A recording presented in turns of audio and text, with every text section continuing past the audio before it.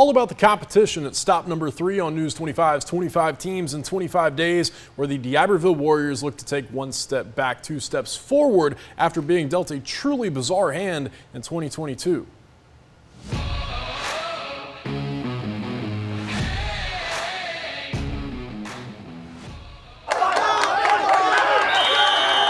Compete. Every day is a competition between us. We make each other better. I see those guys competing. Now I want to compete for them too.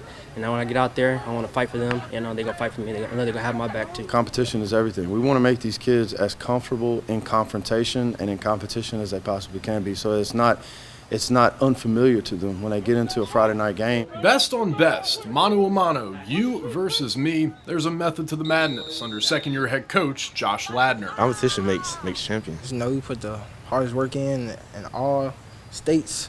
Put the hardest work in, effort. When you come out, you always want to be the best player anywhere you are. So competing against each other, that just feeds our minds more to be better every day. What I look for is how do you handle losing, So like I had a kid out there just now that lost in the barrel race, and you could tell, man, he was ready to punch something.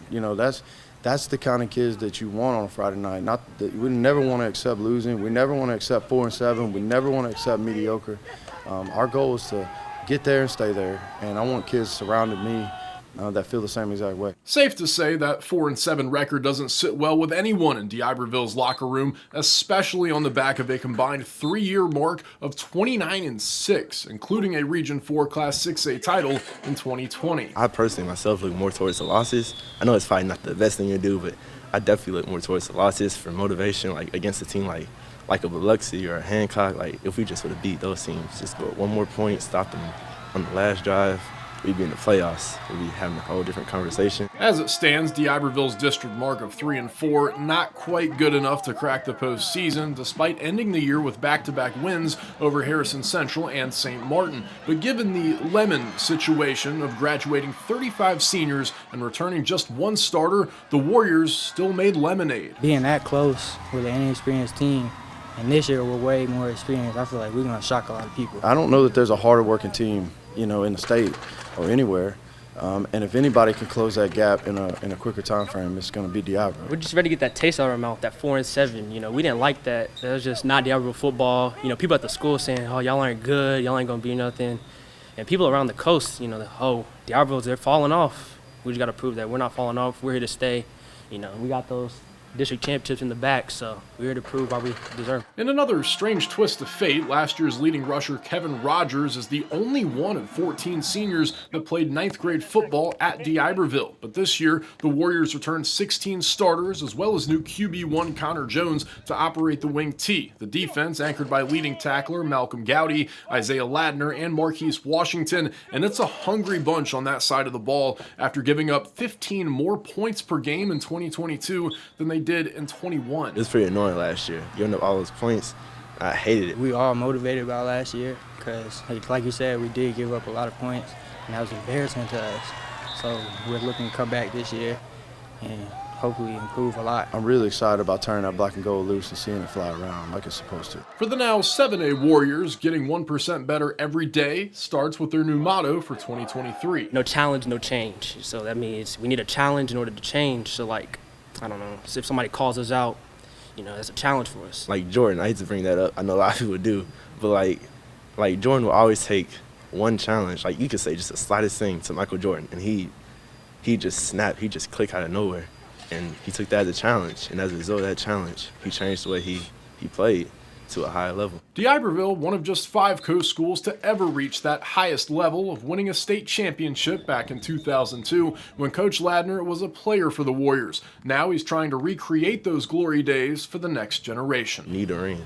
Need a big ring on my finger. He's built for this. He always talks about he's going to die here, he's going to die in that chair. He's kind of thrived in this role, so I think big steps for this year. The greatest impact that I had were the kids that were surrounding me at the time, the camaraderie that we built. And man, I so bad want to see that happen again. I feel like we've missed out on some opportunities, recently on being able to capitalize on that. And I just know that if that window ever opens for us again, and I do believe that it will happen soon, I want to make sure that we're ready when it happens. We here getting better, you hear me? Yes, on 3, ready, 1, 2, 3. Warriors! D'Iberville kicks off the new campaign at home against Columbia on Friday, August 25th. And now, the play of the day. Brought to you by Cannon Motors of Mississippi. Well, Lori, no second half slump for George County alum Justin Steele. Dominates again against ye old rival, the Cardinals. So Cubs get the 4-3 win. The win goes to Steele. He went 6 1/3, gave up 2 runs, 6 hits, 1 walk, I think, 9 strikeouts. So, yeah, we got to talk to him, obviously, whenever I was up there in the Midwest a couple weeks ago. And he is showing no signs of slowing down. The the first time MLB All-Star. So he plays for the Cubs? Yes. Why did I think he played for somebody else? I don't know. That's a you issue, I think. Yeah, that's a me issue, I guess. So is he like your favorite current player because he's from down here and he plays for the Cubs? Well, I mean, for one, he's just been so gracious with his time. I mean, he did a Zoom call with us earlier this year, took the time, obviously, up there in Milwaukee when we caught them at the Brewers.